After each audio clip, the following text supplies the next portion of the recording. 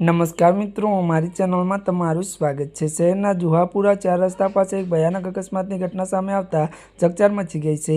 એક બેફામ બનેલા ટ્રક ચાલકે બાઇક પર જઈ રહેલા નિર્દોષ પરિવારને જોરદાર ટક્કર મારી હતી। આ અકસ્માત એટલો ગંભીર હતો કે ત્યારે ટ્રક ચાલક બાઇક સવાર પરિવારને અંદાજે 60 થી 70 મીટર સુધી રસ્તા પર ઘસેડતો લઈ ગયો હતો। આ સમગ્ર ઘટના સીસીટીવી ફૂટેજ પણ સામે આવ્યા છે, જે જોઈને કોઈપણ વ્યક્તિ ધ્રુજી ઉઠશે તેમ છે। અકસ્માતને પગલે સ્થાનિક લોકોમાં ભારે રોષ જોવા મળ્યો હતો અને મોટી સંખ્યામાં લોકોના ટોળા એકત્રિત થઈ ગયા હતા। મળતી વિગતો અનુસાર વધુ જણાવી દઈએ કે વાત કરવામાં આવે તો ત્યારે મિત્રો ઘટના સ્થળે હાજર પ્રત્યક્ષદર્શીઓના જણાવ્યા અનુસાર અકસ્માત સર્જનાર ટ્રક ચાલક નશિયાની હાલતમાં જોવા મળ્યો હતો।